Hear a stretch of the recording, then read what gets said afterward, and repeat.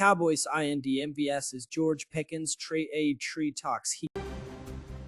New on NFL Live, Dak Prescott in the building as Cowboys voluntary workouts begin today. A little pep in his step, getting ready to go. It says back 4 more. Pretty clever there, number 4. Okay.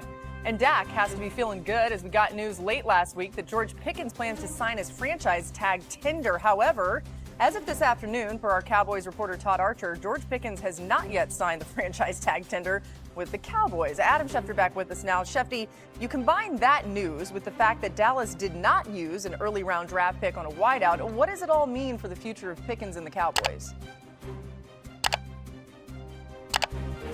Well, it means that George Pickens continues to want a long-term contract or a trade. The Dallas Cowboys have said they have no intention of trading George Pickens, but then again, at this time last year, they said they had no intention of trading Micah Parsons, and we all know how that turned out. This is a story that still is evolving, but we'll still see where it goes.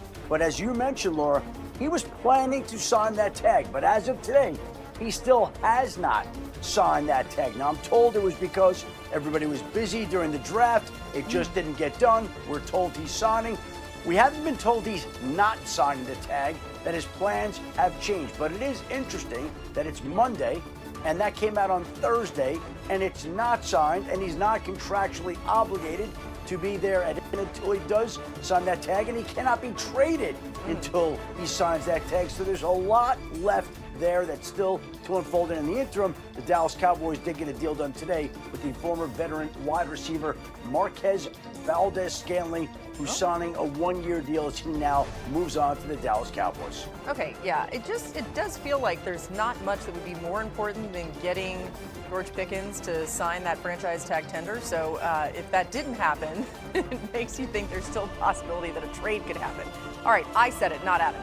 Let's stay with the Cowboys. Talent-wise, it was the finishing touch. You get Caleb Downs, who in many people's eyes is one of the, if not the best players defensively in the draft. They draft Malachi Lawrence, Barham at linebacker. This is a much improved talent unit. And if Caleb Downs can play all over the field similar to a Cooper DeJean has in Philadelphia or Kyle Hamilton has in Baltimore, Malachi Lawrence just throughout the season progresses and gets better as a pass rusher. You have him. Don't forget they've added a Rashawn Gary, Jalen Thompson at safety.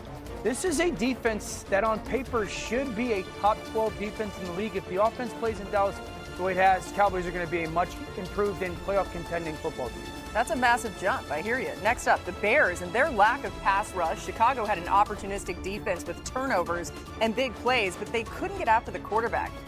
Barely noticeable pass rush, ranked bottom 4 in pressure rate to go with a sub 6% sack rate last season.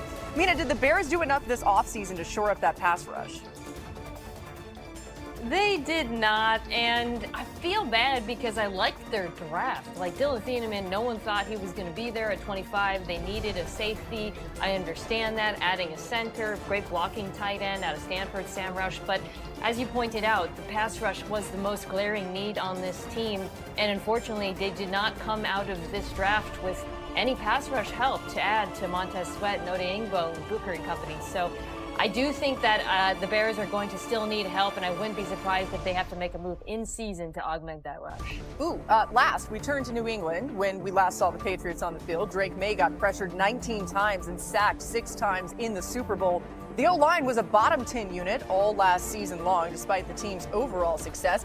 Field, they went O-line in the first round. Did the Pats do enough to break that trend? They're getting there, Laura. I'm not sure it's a totally finished puzzle, and I'll explain why in a moment. Between Elijah Vera-Tucker and now Caleb Lindley, the Patriots have reinforced this offensive line. What's exciting for them going forward is they have 3 players in Caleb Lindley, plus their 2 rookies last year, Will Campbell and Jared Wilson. They're all 22 or younger, who are going to be counted on to play meaningfully for them right now and going forward. The big question is, of course, what's the offensive line configuration going to be? I expect Caleb Lindley in time to be their right tackle. For this year, he could be competing for an offensive guard job instead. Up next, more Jets love. Get excited, Jets fans. Or maybe it's Maui Noah to hold down the left tackle spot on the O-line. I talked with Maui Noah just moments after his big moment, and he had a strong message for his new QB, Jackson Dart. I'll die about this, man. Man, I'm ready to die for you, man. I know a lot of things has happened, bro, but I'm ready to die for you, bro. At this point, The situation around the Dallas Cowboys and George Pickens feels unresolved in a way that could quietly escalate. The delay in signing the franchise tag may seem procedural, but in the NFL, timing often signals leverage, whether intentional or not. This hesitation keeps trade speculation alive and suggests that both sides are still testing boundaries rather than fully aligned. So I asked him, like, what was his message for Jackson Dart, and that's what he said. Also, just a little peek behind the curtain, the voices are booming in there. It was really loud. I didn't know he said a bad word until later. I'm like, oh, I guess we're bleeping that out. All right. I had no idea what's going on. I would love to know if him and Jackson Dart have connected. We'll find that out. That's a good question. I would hope so, right? Let's ask, we'll ask Jordan Renan, our Giants reporter. Okay, Dan, how much, though, do you think that Dart will like hearing that type of ferocity from his new lineman? Love, absolutely love, not only because he's a quarterback, but just his personality. I think, one, this is the most talented offense in a decade, honestly. This has the chance to be a above average to good offensive line. New York, you haven't had that in forever. I really, to my core, believe that this draft in many ways will hinge on Malachi Fields, the third round receiver. I think this offensive line is going to be good. Maui Noah can play all over the place. I was adamant, go get a second-round receiver. You would know better than me about Malachi Fields, but I know he's long, he's athletic, he tested very well, he can go down the field and make plays. They are going to need that. For this offense to really go in the next 2 years somewhere, they're going to need that. I think you can think of Malachi Fields like a Cortland Sutton type, a straight line speed. That would be not awesome. going to blow you away, but the contested catch stuff is really good. No drops this past season. Maybe it's easy because they picked 2 players in the first 10 selections, but I loved what the Giants did in the first round, especially considering the value. I had Arvell Reese graded higher than the 5th overall pick in the draft. I have CC Maui Noah graded higher than the 10th overall pick in the draft. And it gives you both a short and long-term plan for each of those players because the Giants don't need Arvell Reese to be a dominant pass rusher right out of the gates. They have Brian Burns, of course, Abdul Carter, and also, at least for now, Kayvon Thibodeau. Sounds like he's going to be there for the end or for the rest of this season as well. Same thing with CC Maui Noah. Like, can he be a guard right away? Maybe he has to because of the way their offensive line is configured.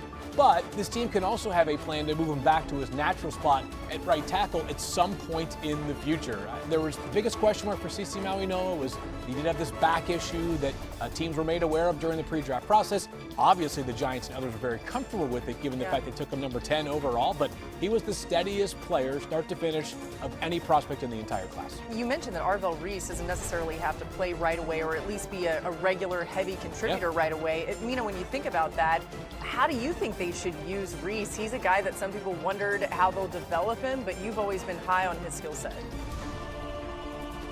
Yeah, I love this pick for them. So primarily he's going to play linebacker, and as I said, the day after they drafted him, he is a very good linebacker. He is extremely good against the run. He's an exceptional tackler, and I think will be contributing to what was a very bad run defense last year immediately next to Tremaine Edmonds. But I also want you to picture this.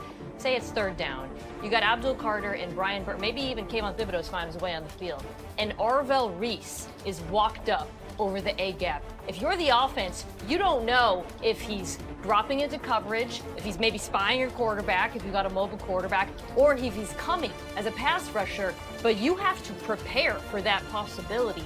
That mental stress that New York can place on offenses is exactly the kind of mental stress that John Harbaugh and Gary Wilson, their defensive coordinator, used to do in Baltimore with Roquan and Kyle Hamilton. So I just feel like he immediately gets as a contributor to the pass rush, even if he is still developing as a pass rusher who ultimately may end up playing on the edge down the road. And Cal, I'll ask you this. Is he good enough against the run on early downs to get to that? This was a historically bad run defense who lost Dexter Lawrence. Dude, he is such a good tackler. I think because everyone was thinking about him versus David Bailey, we were so locked in on what is he as a pass rusher that got a little bit lost in the conversation. He is exceptional against the run. Field knows this too. He sets a hard edge. He is powerful. He has the frame. And as a linebacker, he will be very helpful. I feel like there's a little motivation too. He didn't drop, right? But he did go maybe a little later than some people had, or at least a couple picks later. Maybe that motivates him a little bit more. We saw him in the green room. What on earth? Where does Ohio State find these guys? I don't know. Him and Sonny Styles. Out of absolute rock. You have muscles I don't even think are in my body. I think they come to Connecticut. Yeah, that's pretty much true. You can relate? Greek okay. gods. Jeez. Dan's like, that's where I came from. All right, new on NFL Live. Adam back with us. We have some news out of New England. Go ahead, Adam. Well, Laura, we all took some time away from the draft on day 3 to go be with his family, but he was back in the Patriots training facility today, back at work after a weekend trip to Salt Lake City to Utah to go spend time with his family. Now back at work, not a long trip, a couple of days, and Vrabel now back in the building with his former team. The Dallas Cowboys are walking a delicate line between stability and uncertainty.